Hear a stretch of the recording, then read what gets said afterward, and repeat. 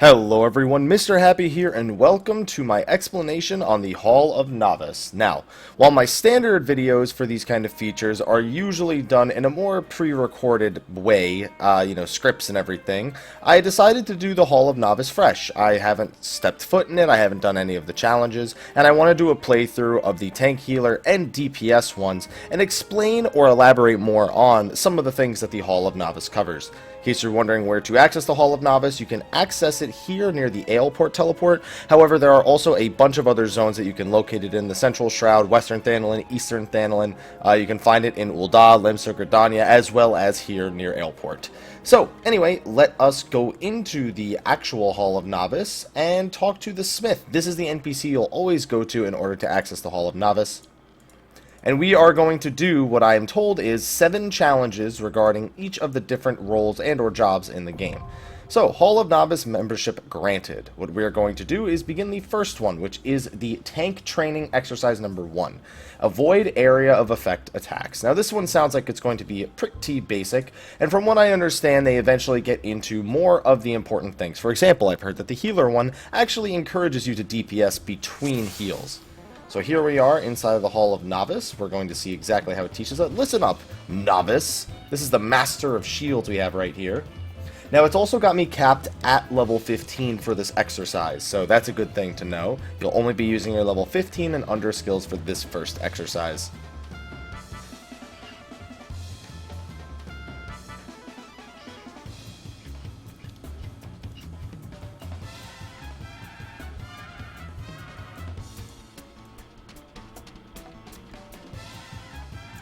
Alright, just talk to him, begin the training exercise.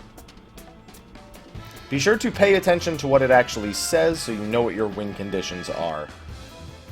This training exercise is now underway.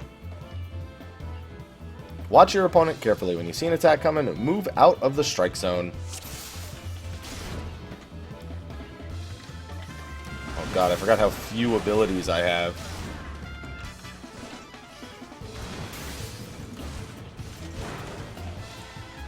Alright, starts off with just the basic overpower, overpower, overpower. Alright. Now he's got the single line AoEs. They're a little bit faster. Now one thing to keep in mind is, after an AoE disappears, you can move back into it. As long as the AoE has fully casted, you can actually move back into the AoE in order to get yourself into a more standard position. For example, I'm using that to keep this mob only facing the same direction. Yes, the AoEs are constantly being bombarded on top of me, but for the sake of your melee DPS, you'll usually want to do something like moving back to that position.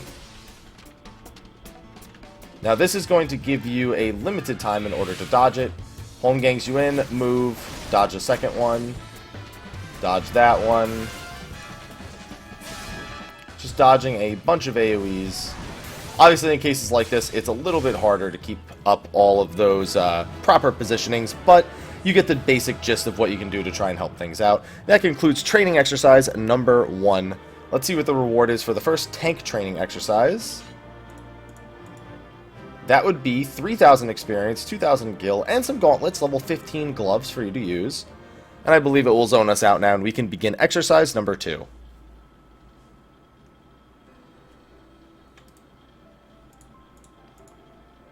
Alright, register for Hall of Novice training. Tank training exercise number 2. Execute a combo to increase enmity. This is another important thing. A lot of tanks, when they first get their skills early on, they'll get a skill that does higher damage than their standard enmity generating skill, which is your ability to actually tank objects. Enmity, if you read an ability that says increased enmity as its additional effect, it means that it makes you get attacked by the enemies more. That's the best way I could think to put it. You may have heard terms such as threat, enmity, hate. Those are all basically the same thing. Again, we are capped at level 15 for the second one, so my enmity combo is heavy swing into Skull Sunder. I don't even have Maim yet. Maim is what level? 18. Enmity is a measure of how badly a foe wants to kill you, and it's your job to be at the top of every enemy's list. So for this exercise, you'll be learning about enmity and how to build it. Now, in case you're worried about any of these terminologies, you can actually access these terminologies in-game now through one of the Hall of Novice exercises. I'll show you that at some point in between these exercises.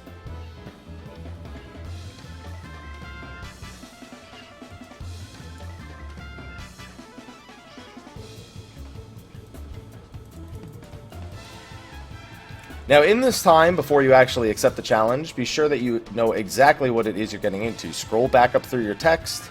Make sure you read your skills and understand which ones you're using in conjunction. And you should be good to go. Now, we're just on a training dummy for this, so we're just going to be doing your standard 1-2 combo, pretty much.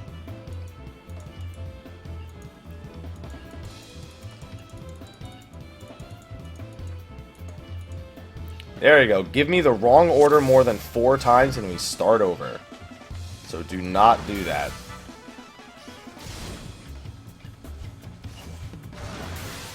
That's 2. Obviously, it seems a bit redundant to do it over and over again. And then it starts telling you to mix in other techniques. Now, what that means is use abilities in between your global cooldowns, such as Bloodbath in this case. Alright, duty complete. Very, very basic, single target enmity. I'm hoping the next one will teach AoE enmity. We'll talk to them, get our second reward. 3000 EXP, 200 gil.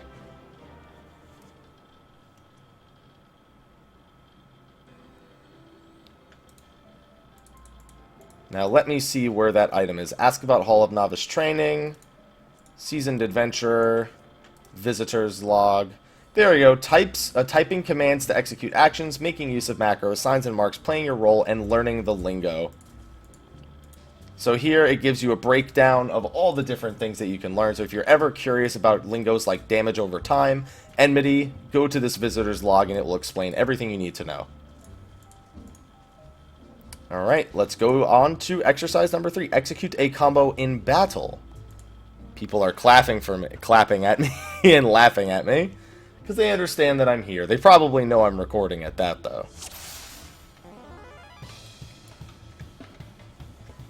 Alright. Listen up, novice.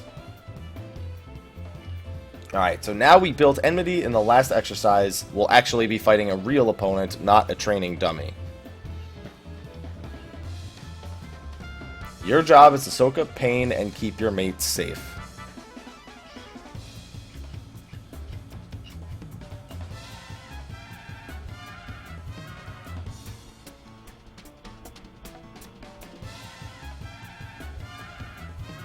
Now keep in mind they didn't take the time to explain AoE enmity in this case. I'm going to assume that means I'm up against a single target. However, I do have my overpower skill in the case of needing to generate enmity on multiple targets.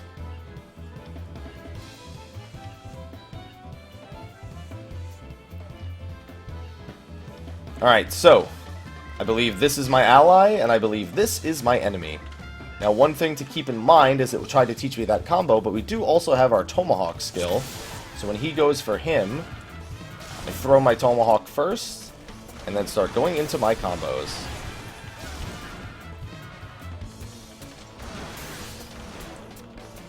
Alright, any day now.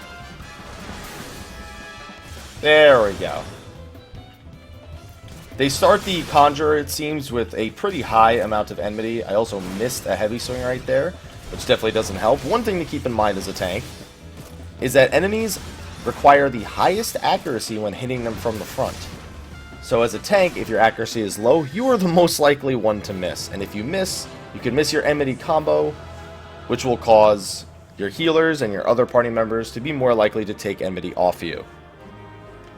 Exercise number 3 is complete. We get boots for this one. Brand new Sabatons.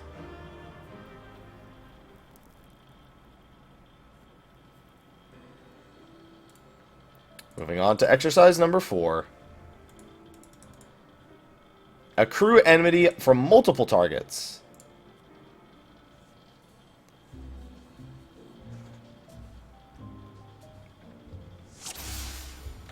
Okay, luckily we have one skill for that on Warrior. On Paladin it would be Flash. On Dark Knight it would be... what's the name of theirs? Unleashed. Or Unleash, my bad. Yes, have you tried using your Overpower technique?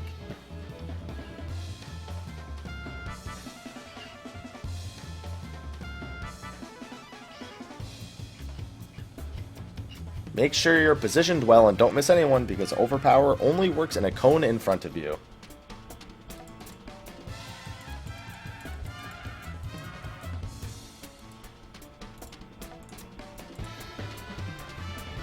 Alright, are they going to give me dummies, or are they going to give me actual enemies? Okay, so they're giving me dummies first, and then they'll stick me in a live combat scenario.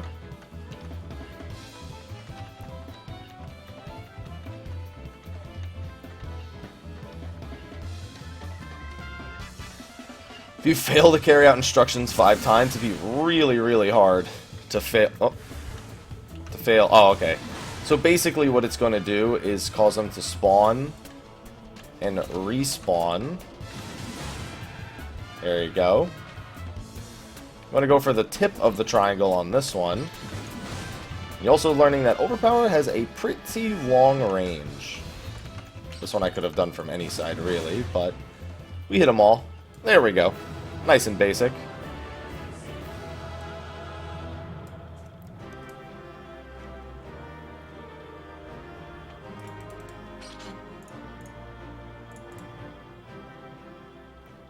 Alright, what is the next one? I believe there are 7 training exercises per Hall of Novice, and the reward at the end is very good.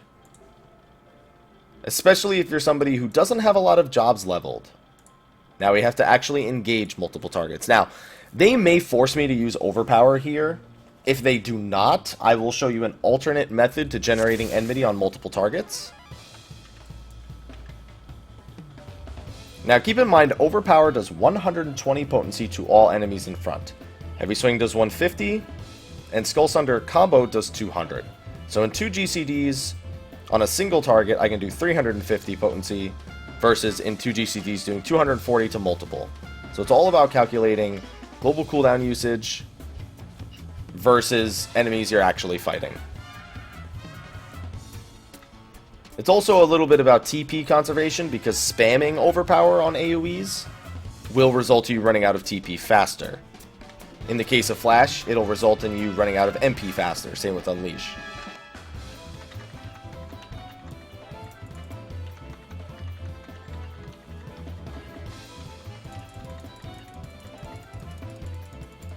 Now it actually encourages that. So it says once you have enmity, which I'll do 3 overpowers, that's a very safe amount of overpowers to do, then it recommends you start going through your single target rotation to take out enemies faster. One thing you can do if you're concerned about burning too much TP and needing to hold enmity at the same time is you can actually rotate between comboing groups of 3 enemies. So now that I have solid enmity, I'm just going to finish off this guy. This is usually done to take out enemies in the pack. Now, mostly a practice for lower levels. One thing to keep in mind is that you can't parry enemies who are behind you. So try and always keep your enemies in front of you. It can be a little annoying at times, especially when you're still trying to fiddle around with maximum melee range. That being said, we seem to have gotten a hang for it here. That's 2 down.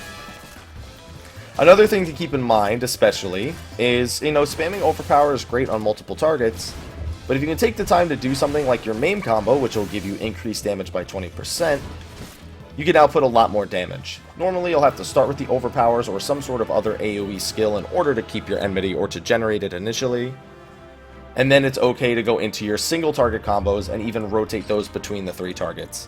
They even encourage it in this mission itself. Brand new trousers. I'm just going to be tossing all these rewards. I don't actually need them on this character. This character has every combat job at least to level 40. And the major reward here at the end is mostly beneficial if you have lots of jobs below level 30. Execute a ranged attack to increase enmity. This is going to be that Tomahawk skill that I mentioned before. That's probably what it's going to test, and then we should go on to training number 7, which I believe is the final one.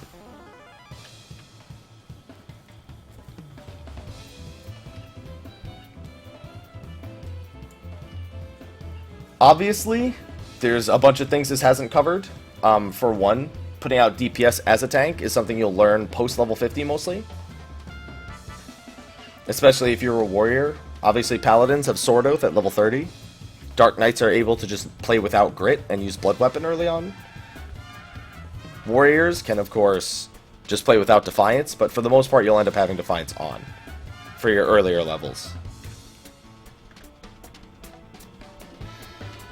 Rather than blunder into a mob of nasties, you're better off pulling them at a safe distance.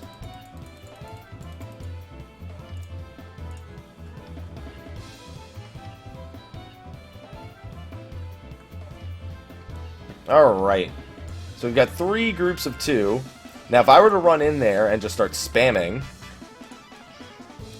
they would actually, all 6 of them, come attack me at once. And as you can see, it's recommending I use Tomahawk to do the initial pull,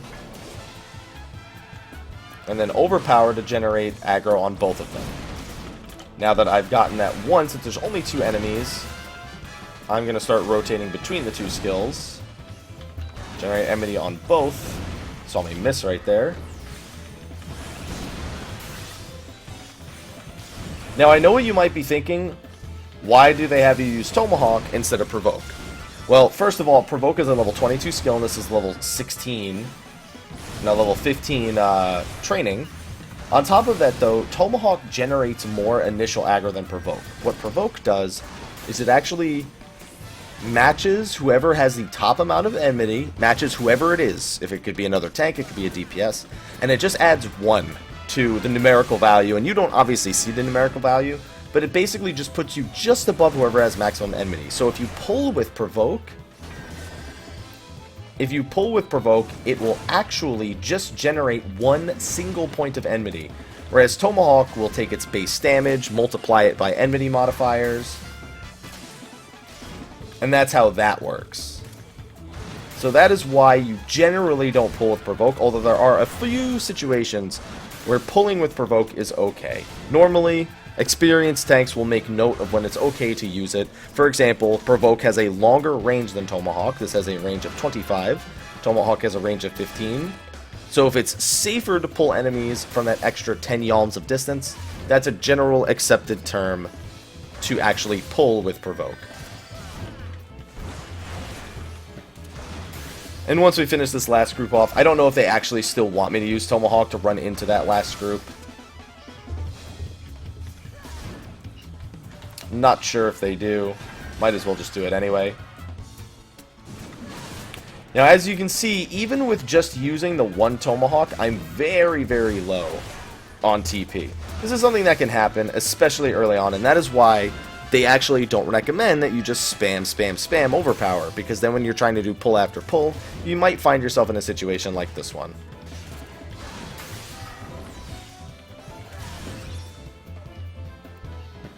Obviously, I can just wait for my TP to tick up a bit, and it'll be okay, but come on. No one wants to sit there and do nothing for a few seconds just to try and get your enmity back up. Waiting between pulls is another perfectly okay thing to do, especially as a low-level tank, if you find yourself very, very low on TP and you know you'll need more for the next fight. One thing is, don't spam your ranged enmity generating skill in melee range. You're better off just going into your enmity combo after you've gotten the enemy in range. Alright, that's duty number 6 complete.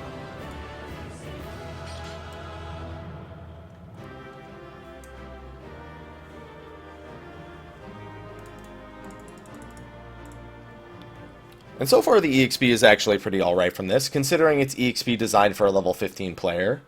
It's a pretty good thing to do at level 15. This next one is what gives the reward that you're going to want, especially as a fresh level 15 though.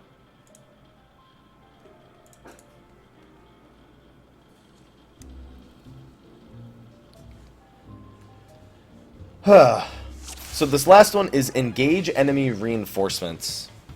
This is going to teach you how to be dealing with one group of enemies and deal with another group of enemies that joins the battle midway. That's why it's called reinforcements. See, latecomers to a battle. Now there's a lot of different ways to pick up enemies in this case. For example, sometimes your healer will have just thrown a fresh heal on you, and they'll generate a lot of initial enmity. That's a situation where Provoke can actually be okay. It's off the global cooldown, so Provoke Tomahawk is not something that's uncommon to use. A lot of the time, you can run over... A lot of the time, if you have a combo prepped, you can run up to them with a prepared combo. You can run up to them with a Tomahawk. You can run up to them with... after Tomahawking them, or if it's a group of enemies, you can run up and overpower them. Let's see what kind of situations they actually introduce to us. Now, obviously, at level 15, like I said, normally you won't have the Provoke skill. I only have it because it's cross-classed on my warrior. So this is only one enemy. We're going to walk up to him and start with our standard combo and watch out for his reinforcements.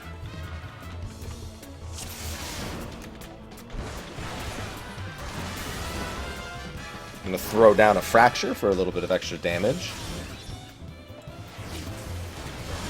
Now, they actually recommend that because it's a single new enemy, that we Tomahawk it. It's also recommending we take out the newcomer. Now, this isn't always the case. That being said, in this case, the enemies are so weak that that's a perfectly acceptable thing to do, and on bosses, it's pretty common for you to take out the trash first as it spawns during the boss fight.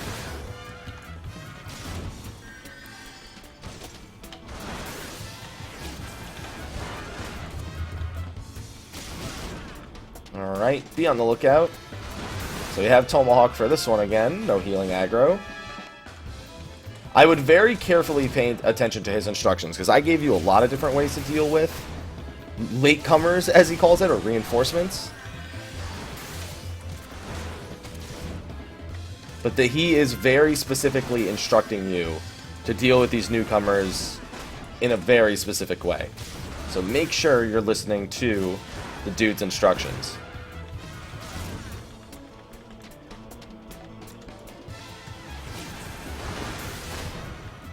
Duty complete. That's not the only way to do it. Just keep in mind the things that I said. Picking up lots of new enemies. A good example is in Sestasha, the dungeon that comes immediately after you're introduced to the Hall of Novice. One of the bosses has a bunch of dogs join the fight. And you can pick them all up with AoE, such as Flash and Overpower.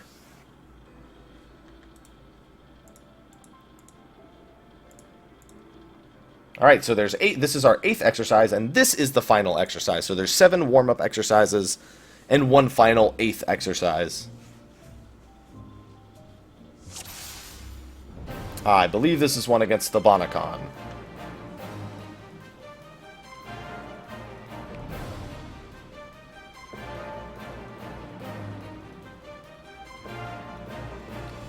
Alright, all the skills we've learned will be put to the test. We have 4 objectives on the right-hand side, 30 minutes to complete them. Let's get started.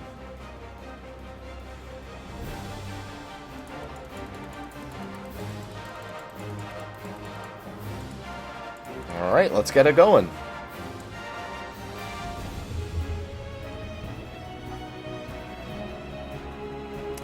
So we have 2 party members, a ranged DPS, and a healer.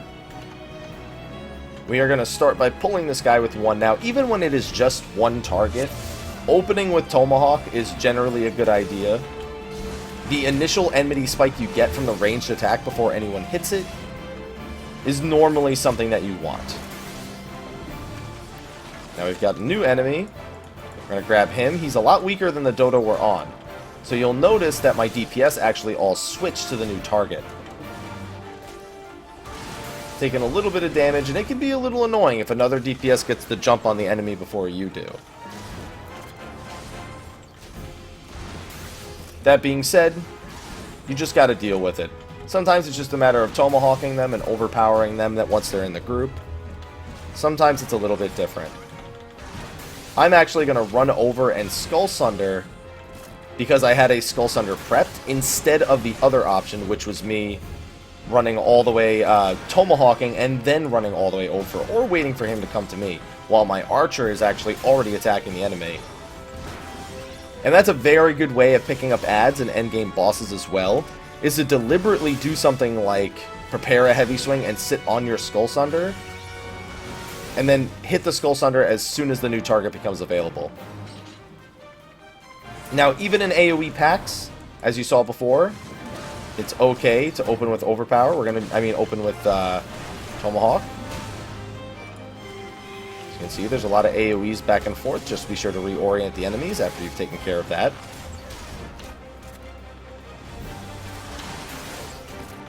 Now, one thing that you'll notice is we actually have an enmity list on the left-hand side of the screen.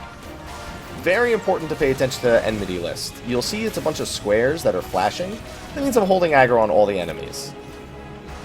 If you're ever in a situation where it's not flashing, well, you can always click that enemy to target it, throw a tomahawk on it, throw a provoke on it, whatever it is you deem best in that situation.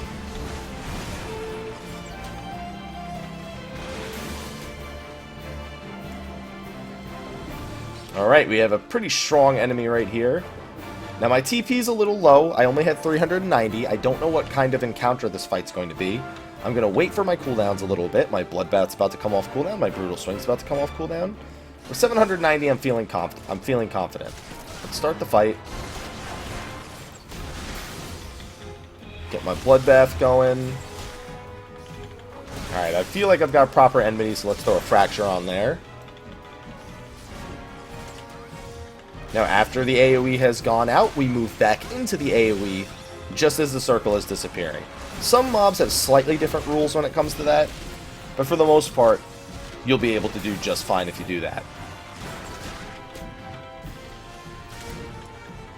You can even stay in melee range by going to his rear, and that will yield higher damage as a tank. Oh, that missed, though. This one's just a conal attack, which I managed to stun. Didn't do it on purpose, but doesn't hurt at the same time. I missed that heavy swing also.